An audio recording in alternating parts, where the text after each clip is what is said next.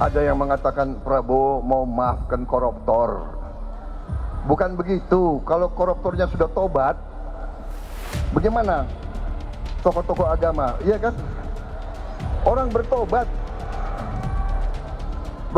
berarti kembalikan dong yang kau curi. Bukan saya maafkan koruptor, tidak. Saya mau sadarkan mereka yang sudah terlanjur dulu berbuat dosa, bertobatlah, kasihan rakyat, kembalikan uang itu.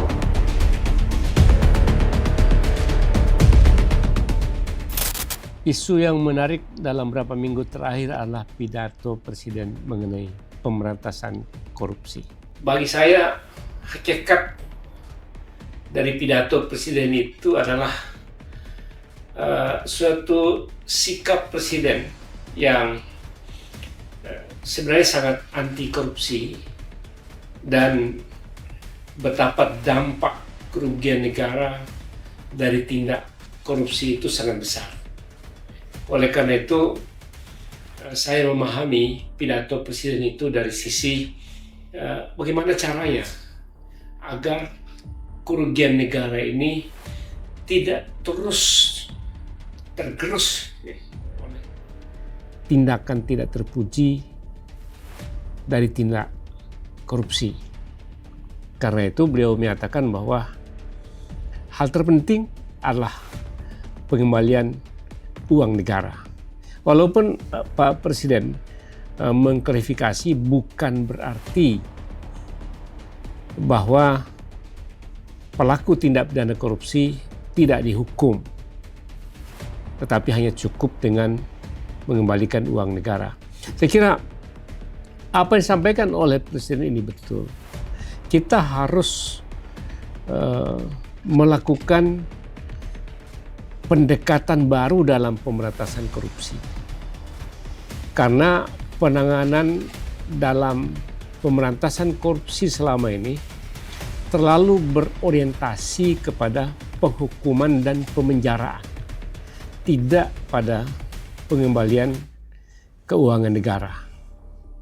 Memang pemenjaraan tanpa pengembalian uang negara dan rakyat juga yang akan rugi.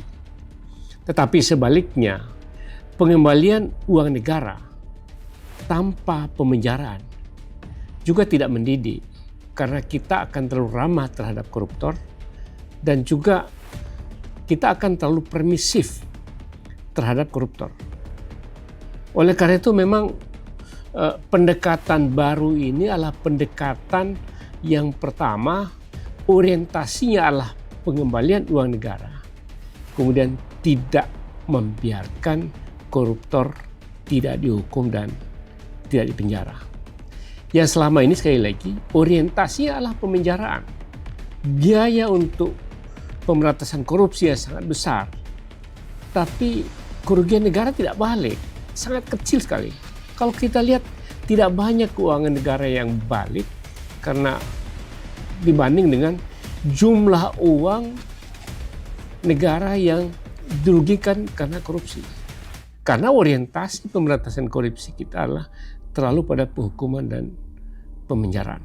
Jadi sekali lagi, saya sependapat dengan Pak Presiden untuk orientasi lebih depannya adalah pengembalian keuangan negara, tetapi sekali lagi bukan berarti membiarkan koruptor tidak dipenjara. Ini dua hal yang berbeda. Ini pendekatan ini menjadi sangat penting, karena itu dalam setiap upaya pemberantasan korupsi, hal yang pertama dipikirkan adalah bagaimana menyelamatkan keuangan negara, bukan memenjarakan orang. Uang negaranya juga habis. Saya kira itu hal yang terpenting. Terima kasih. Assalamualaikum warahmatullahi wabarakatuh.